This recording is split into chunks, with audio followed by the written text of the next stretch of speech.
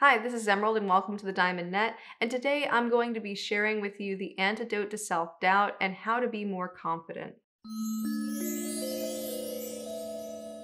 Alright, so this video is for anybody who has had trouble setting boundaries or had difficulty standing up for themselves. It's also for anybody who has a tendency to talk themselves out of their own feelings or kind of self-gaslight. And it's for anyone who has a tendency to shrink during conflict and who maybe even feels bad or stupid to have brought up a certain boundary breach or a particular grievance with a certain person. And it's ultimately for anybody who feels shaky in the validity of their own thoughts, feelings, and perspective.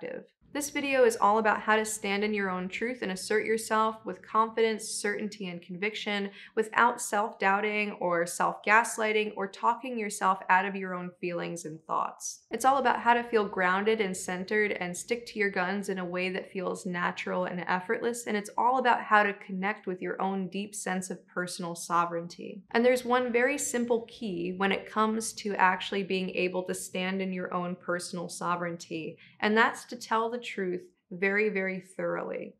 Now, you might be disappointed by this answer because you might go, well, Emerald, I already tell the truth all the time and I still don't feel confident and I still don't feel grounded and centered. But the reality is that most people don't actually know how to tell the truth about their own subjective experience, and they don't realize the unshakable validity of their experiences. And so when they tell the truth, they don't tell it in such a way that it's grounded in something that's very, very deeply rooted. And that's what this video is all about. It's all about the antidote to self-doubt, which is to tell the truth very thoroughly. And the reason why this is so helpful for being able to stand in our own personal sovereignty and get rid of self-doubt is because the truth is the firmest ground that we have to stand on. So if we think about a tree is something that has its roots very, very deeply in the ground. So if we can think about the ground as the truth itself, we want to be like that tree that has our roots deeply in the ground of truth. Whereas if we don't have ourselves rooted very deeply in truth, what's happening is that we're like a tumbleweed that's going from place to place. So if we want to find firmness in our perspective, we have to acknowledge the power of anchoring into the truth. And so what the truth is it's not something like an opinion, it's not something like a perspective, it's the reality of how we're experiencing things. And to do this, we have to be able to distinguish between the two types of truth. So one type of truth is the objective truth, and the other type of truth is the subjective truth. And the subjective truth is where we can find our roots. This is the truth of our own experience. But before we go into that, let me go into what the objective truth is. Basically, the objective truth is anything that's an empirically observable fact about the external world. So basically, if I say these post-it notes are yellow, that's an objective truth. And the statement, these post-it notes are yellow, it's not an interpretation, it's not a value judgment, it's not an opinion, it is just something that can be noticed. So I would say these post-it notes are yellow, and if you're seeing the same color and the same lighting as me, you're going to say these post-it notes are yellow. So it's something that's an objective fact that can't be argued with. Now, there are some nuances and caveats about the objective truth that we're going to be discussing later on in the video, but let me go over a few examples of statements of objective truth. So let's say Canada is above the United States, or most grass is green, or the sky is blue most of the time. These are objective truths. These are things that we can observe without having to interpret anything about the world. They're just things that are simply true. So that's the nature of the objective truth. It's fairly straightforward. If it's something that we observe about the external world and that we can say, oh, this is absolutely true beyond interpretations, then it's a statement of objective truth. Now, the subjective truth is a little bit trickier to explain because it has to do with the truth of our own experiences. So basically, when it comes to how we experience the world, so some statements of subjective truth would be, I experienced things this way, I saw this, I heard this, I felt this, I tasted this, I smelled this, I thought this. All of these describe the truth of how we're experiencing things beyond any interpretation. So it isn't like, oh, it's my opinion that I experience things this way. It's just, oh, this is how this experience came up for me. And it's not like, oh, it's not my interpretation that I see the color yellow when I see the post-it note. It's my direct experience that I'm seeing the color yellow. So I'm experiencing this post-it note as yellow. So basically, when it comes to subjective truth, it has to do with how things are coming through for us. And it's all about acknowledging the objective facts of the subjective truth. So, if we're anchoring ourselves in something like an interpretation or an opinion or anything like that, then it's not going to be very solid ground. But if we learn how to talk about our own subjective truth and we can share the perspective of our own subjective truth, no one can shake us from that because ultimately there's no interpretation there. It's just noticing the way that you are actually experiencing things. And when it comes to acknowledging and validating the subjective truth, a lot of people have issues with this because there's this sense like, oh, what if some objective truth out here invalidates my subjective truth? So let's say a person starts to experience things a particular way or feel a particular way, and they start to kind of question themselves and like, oh, should I really be experiencing things this way? Is this the right way to experience things? And basically, we're trying to find some objective truth with which to anchor our subjective truth in to see, okay, does it match up? And when it comes to things that we don't know about out here, then we start to call into question the way that we're experiencing things and we start to gaslight ourselves out of our own subjective truth. And this is really at the crux of why people have issues with confidence and assertiveness, because there's part of them that goes like, oh, what if this doesn't perfectly match up to the objective truth? And then they start to talk themselves out of their feelings, out of their perspectives, out of their thoughts, and out of the reality of how they're experiencing things. The thing is, both objective truth and subjective truth are both true at once. Basically, with both of these types of truth, they don't negate one another. They don't cross over one another. Like, so let me give you an example of a situation that involves both subjective truth and objective truth. So let's say that I'm sitting here and I feel sad, and maybe I'm even crying. And so I'm sad, I'm crying. My subjective truth is I feel sad. And then maybe somebody who wants to talk me out of my subjective truth comes up and they say, oh, you shouldn't feel sad. There are people in the world that have it worse than you. And so they're presenting me with an objective truth that some people in the world have it worse than me, which is true. Some people in the world do have it worse than me. And so if I take the truth, the objective truth, that some people in the world have it worse than me, and I use that to invalidate my subjective truth that I feel sad, then I'm going to start self-gaslighting and becoming doubtful and thinking, oh, I shouldn't be experiencing what I'm experiencing. And so ultimately, a lot of times people will have a tendency to knock themselves off of their own confidence because they feel like their subjective truth is going to be invalidated by some objective truth. But the reality is that both of those two things are true at once. So I feel sad and it's normal and okay for me to feel sad, but also it's also true that some people in the world have it worse than me, and it's okay to hold space for both of those truths at once because neither negate the other. Now, I have another example of objective versus subjective truth. Basically, about maybe 6 months ago, I started to work with a client who was about 18 years old. And basically, she was coming to me and she was telling me that she was having issues with standing up for herself. Like, if somebody were to go over her boundaries, she would basically approach them about it, and the person would start explaining, and then she would immediately feel stupid and like she should have never brought things up in the first place. And what would happen is that a certain type of resentment would kind of grow underneath the surface because it felt like her boundaries were always being invalidated in some kind of way. And so I asked her to give me an example of how this came up for her. So she was talking to me about one time that she and her boyfriend were supposed to meet at the mall. And so she goes to the mall and she waits there for an hour and a half for him to show up, past the time they agreed to meet. And he never did show up. And so during that time that she was waiting, she started to feel really, really upset. And then she even started to think that he didn't care about her. And then she went home and she still felt really upset. And a few hours later, he got in touch with her. And basically, she starts first trying to reach for what she believes is the objective truth. So this is where she kind of makes a mistake with it. So during that time, she started to feel like he didn't care about her. So immediately she comes in at him with a, "You don't care about me." And he goes, "No, no, no, I really do care about you. I just had this thing with my dad and I forgot about this." And like he had a lot of different excuses and this type of thing. And so during him saying that, like she started to feel like, "Oh no, I was so stupid to bring this up. It's really clear to me that he does care about me and I maybe shouldn't be so bothered by it." Or, and so she started to kind of essentially talk herself out of her truth.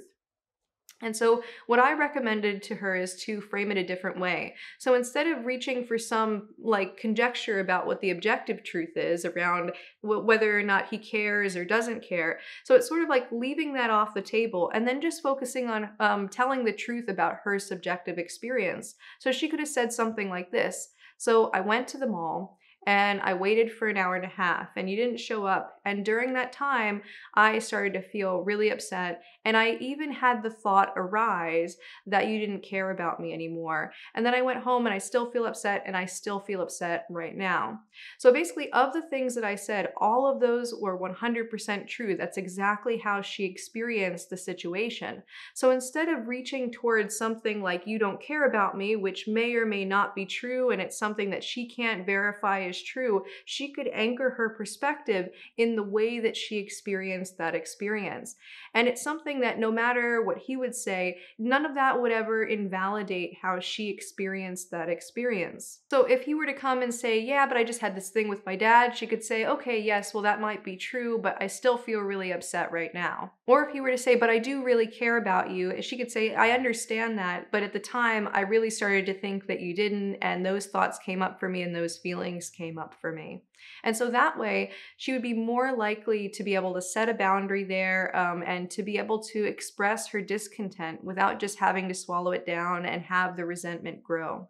So, with these examples, you can probably start to see how powerful it is to be able to anchor into your subjective truth. But I want to go into a little bit of a deeper explanation about how objective and subjective truth relate to one another. So, one thing that's quite important to know about the objective truth is that the objective truth can only be known in a relative sense, but not in the absolute sense. Because we as human beings are limited in our capacity to be able to experience objective truth, we can never know beyond a shadow of a doubt what the objective truth is. So there was a quote from Socrates, which I'll butcher right now, something like, "The wise person knows that they know nothing." And basically, when we recognize that we can't know anything for sure, this can help us start to anchor more into our subjective truth. Because ultimately, we never experience anything outside of the lens of our subjective experience. So anything that we experience that is an objective truth is always happening that's always couched in our own subjective perspective. So, for example, if I look at these post-it notes and I say these post-it notes are yellow, well, ultimately, what's really true here is that I experience these post-it notes as yellow. But because I'm only ever experiencing my own subjective experience and I never get to see through the eyes of anyone else, I can never really know if the color that I'm calling yellow really looks a totally different color to someone else, but we're just calling it the same thing. So because I can't know anything outside of the lens of my own subjective truth, then ultimately, if I try to anchor into objective truth as a solid place to anchor truth in, then there's going to be always some potentiality that I'm not perceiving the objective truth in an absolute sense. Now, when it comes to talking about objective truth in the relative sense, instead of saying these post-it notes, I experience these post-it notes as yellow, we should say these post-it notes are yellow, because even though we can't know beyond a shadow of a doubt, having a solid sense of objective truth can be quite helpful as well. But in the ultimate sense, when it comes to experiences of objective truth, they always are couched within our subjective truth. And this is something that many philosophers over the ages have always been thinking about. Like, it's like, can you actually experience the thing itself? Or there's that philosophical question that if a tree falls in the woods and no one's around to witness it, does it actually make a sound? And of course, in the relative sense, the answer is duh, trees make sounds when they fall. But in the absolute sense, because that tree wasn't taken in by anyone's subjective truth, we can't know if it actually made a sound or not. not, because maybe it only makes a sound within the perspective of the subjective truth. So basically, ultimately, if we want to anchor into truth, we have to anchor into truth through our subjective experience. We can't go looking to the peripheries of our subjective experience in order to determine what the objective truth is and anchor into that, because there's always going to be some level of limitation that we have. So if we're trying to find some objective truth out here to anchor into, it's not going to be very solid ground. All right, to sum it up, basically you can't know the objective truth in any absolute sense. You basically always experience it through the lens of your subjective truth. And so your subjective truth is the only anchor point within truth that you actually have. And so if you invalidate your own subjective truth, what's going to happen is you're going to feel out of center. You're going to feel like a sense of self-doubt. You're going to feel unconfident. So in order to anchor yourself like the tree, you have to anchor into the objective facts of your subjective truth. So in regard to staying centered, let me do an illustration. So let's say that this circle represents your subjective truth, and it includes everything you experience, think, see, hear, smell, taste, and feel. And if you look around at your surroundings, you can imagine yourself being right at the center of this circle. Now, when an objective truth emerges from your experience, or some expert like a doctor or scientist or someone like that comes along and tells you an objective truth that has been observed by those in their field, these emerge in the peripheries of your subjective experience. So if you're at the center point of the circle, these authorities and objective truths emerge at the outer rim of your subjective truth. Now, if you begin to see some external person, phenomenon, or set of rules, or an institution as the only truth, or you begin to see objective truth as the only form of truth, or you believe that objective truth trumps and negates subjective truth, what will happen is that you'll lose sight of your center. And this gets you out of touch with your sovereignty and your ability to have confidence. For example, if you look to a certain role model as the keeper of objective truth, then you place that role model at the center as the king or the queen of your own experience, and you do everything that they would do, and this gets you ungrounded from your subjective truth. And you can do this with systems of rules, objective facts, leaders, both genuine and fraudulent, institutions, political groups, etc., etc. So instead, what you want to do is to see yourself as the sovereign, the king or the queen of your own experience. And all external truths must pass through you as the sovereign of your experience. And you never phone things in by saying, well, this role model or expert said this, so I'm going to ignore my subjective truth, or the rules say this, so I'm going to ignore my subjective truth, or the objective facts say this, so I'm going to ignore my subjective truth. The subjective truth must always be listened to and validated, even if you're being presented with objective truth. And that's because objective and subjective truth don't invalidate one another. You can experience an objective truth, and then your subjective experience may be that I don't like that objective truth. And both the objective truth and the subjective truth in this context are true here. So you must hold space for both in order to stay in your own center. And you can choose to ignore objective truth, but that also unanchors you from objective reality. Or you can choose to ignore your subjective truth, but that unanchors you from yourself. So if you hold space for both, you'll keep your center and still be able to take in objective truths from the outside. Now, in order to stop self-doubting and to be confident and assertive, you have to be able to own the objective facts of your subjective truth. That means acknowledging what you're experiencing, validating it, and being able to articulate it to yourself and others. Now, when it comes to statements of subjective truth, if you recall, it's I experienced this, I thought this, I felt this, I heard this, I saw this, I tasted this, I smelled this. So all of these would be statements of subjective truth. It's basically about the way that your sensory experiences are happening, what you're taking in through your five senses, and then what kind of thoughts are coming up for you and what kind of feelings are coming up for you. And when these experiences arise, you want to take an observer's view of things. Like, you don't want to get caught too much in the content of the feelings. Like, so for example, if I have a feeling of anger arising, it's not about this feeling of anger is the right feeling. It's just the truth is that I experienced anger. Or if I have a certain thought arise, it's not about whether or not the thought is true or false. It's just true that I had that thought. Like in my earlier example with my client who waited at the mall for her boyfriend, she had the thought arise that he doesn't care about me. Now, the contents of the thought may or may not be true. Essentially, that's something that's happening outside of the context of her subjective truth. She never gets to see behind anyone else's eyes but her own. So that's all a conjecture about what she thinks that another person is feeling or she thinks another person is thinking. So it's not about the truth of the statement, he doesn't care about me. That might be true and that might be false. But what is true is that that thought arose for her. Or if she had certain feelings arise, maybe she had feelings of anger. It's not about whether or not that feeling is right or wrong, or if she's interpreting things in a correct way or incorrect way. The truth is just that she felt that way.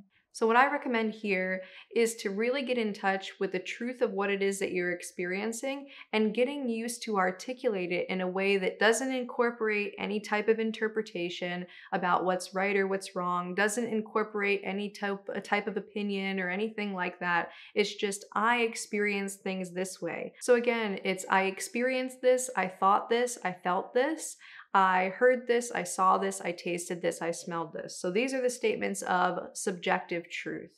And the more you can articulate this very, very plainly and very, very accurately, the more firm you're going to be in your perspective, and the less likely you are going to be to gaslight yourself out of your own experiences or to feel knocked off of your own subjective experience. And you'll be more connected to your own sense of personal sovereignty. You can even use a journaling practice to practice writing down the objective facts about your subjective truth.